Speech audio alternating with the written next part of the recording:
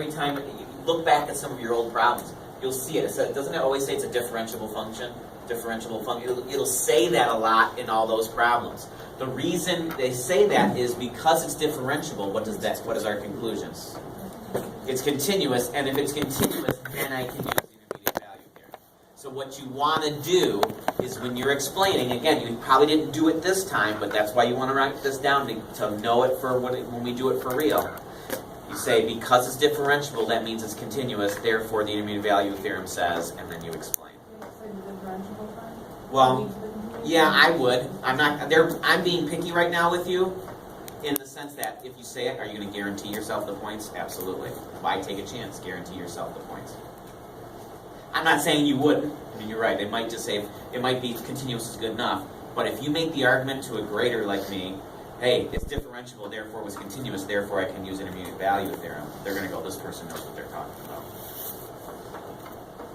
Okay? So that's why I'm bringing this, that's why we have this question today. Understand that if you use the theorem, intermediate value theorem, you have to explain it that way. That's not the only way you can do this problem. Intermediate value theorem will work, but that's not what they have written down here, actually, as the reason. Here's the other reason that you have to pay attention to that has been, again, happening a lot lately. Do you notice that this is 9.6? Do you notice that this is 9.6? What is the average rate of change? 0. So if the average rate of change is 0 and the function's continuous, then does there not have to be a point where the instantaneous is 0? What am I using there? The mean value theorem. And so the mean value theorem, if it averages 0, then at some point in between it must have been 0, correct? And so this one they have, for their reason, is the mean value theorem. Again, you'd say because it's continuous, and you would specifically say mean value theorem. Like I said, the last 3 or 4 years, intermediate value theorem, mean value theorem, used in this way, has been on those exams. It wasn't at first when I first started teaching it like 10 years ago. Didn't see a lot of it, but it has been more prevalent lately. So we want to understand that, especially when very often when it's a table of values, because there's gaps in it, right? And so it throws people off. But then they tell you it's differentiable, which means even though they're only showing me some of the parts, it is still continuous. Therefore, I can still apply it. Okay. So it was 1 point for the answer, 1 point for that. I'll show you ones that are more recent later on, where you will see, how they kind of have done it nowadays. But this is still good to talk about. What do you want to say, Ms. Carl? If I said that our time T goes to the right and not my study physics example, but didn't say specifically anything. Yeah, you're not going to get it, correct. Right. So they're really picky about that, so that's why I want you to make note of that, so you know that. Even if you know it, if you know why, then tell me what the name of it is. Even though, so like I said, today you won't get credit, but now you know. Alrighty, so there's your B. Here's your C. Again, this one people make it worse than it needs to be. You got to pay attention. This happens quite a bit. They give you the equation now for the rate of water flow. Instead of the table of values, say, okay, suppose that table of values gave you this equation. Use that equation to approximate the average rate of water flow. So if this is the water flow and I want the average rate of water flow, what am I really doing? I'm doing an average value problem. Okay, I'm not doing slopes and stuff. Remember, average value with an integral is how I would do that. So you've got to pay attention to that. And understand that it's just an average value. 1 over b minus a, right? The average value of the function. Correct? Again, if you're not sure on that, that's where you want to make note of it to check out average value again. So you're not doing slopes. So it's the average value. So you get a point for the limits and the 1 over b minus a. You get a point for the integral. Again, nowadays that'd all be 1 point. And then you get a point for putting in your calculator right, correct?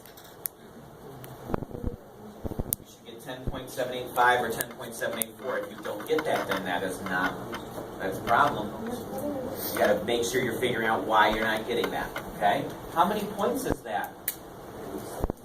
That is 8 points. I thought there were 9.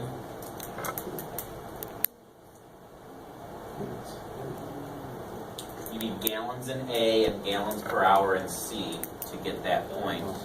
Why do I tell you to do units every time? Why do I tell you to do units every time? Because sometimes they give you credit for it. Always put the units. Always, always, always. That's why I do say that to you. Now, I don't know when it's coming, right? Because they don't tell me how they're going to grade it. But you understand, that's why I do that to you, because you might get an extra point for that. Okay? Here in the middle. For the answer, does that say 258? What? I can't read that. 258.6 gallons. That's for A. Yes. Okay. So you said A would be a 2-pointer, B is a 2-pointer, C would be a 2-pointer. No, C's a 3. Right. No, but you said like. Yeah. currently- So what would happen is that these would be in combination with other parts. Okay, so like, So what prob- would part D look like? I don't know, but it could be if you had something like this one where it gives you a table, the rate of water flow. It might be now that we have this function. A lot of times, like A, B kind of tie in with the table. Then C deals with the function, and D would be with the function. Maybe when is it a maximum? When is there a minimum amount of water flow? Something like that. And now you can use this question, and maybe I do an integral, maybe I do a derivative with it. Something like that, where you'll probably do something with this. So that would be very normal to have an A, B going with the table, and then a C, D going with the equation. That's not unusual to have. So make sure you're setting it up right. Okay, because you can do pretty well with that. I don't even have, this is so old I don't have the average. It's like not in the archives. Sorry. So, I don't know. We'll assume that we did better than the national average. How about that? Then we're going to be getting Right? So, right there, I'll walk around here in a minute while we start the next one and check out what you got. But the point I'm trying to make is, are you seeing how my review is going? Are you trying to see the idea that I'm trying to create? We do stuff, and then when we come back to stuff that we've kind of seen before, should we not do better every time? And again, I'll give you ones that you stink at first, but then we kind of come back to it a second time, you should then be better. So that when you get to the real exam, hopefully you've kind of seen something like it on every problem, and you'll be better at it now. And that'll help you, okay? So, and also the multiple choice, are you seeing that you're going through the story of calculus? So that hopefully this is making sense to you, and it's getting you, every time you do one, you can read the questions better, you know more what to look for. That's hopefully what is happening. It does get monotonous, kind of doing the same thing every day, but hopefully it's going to reap the benefits later, which is the whole goal. Okay? Alrighty.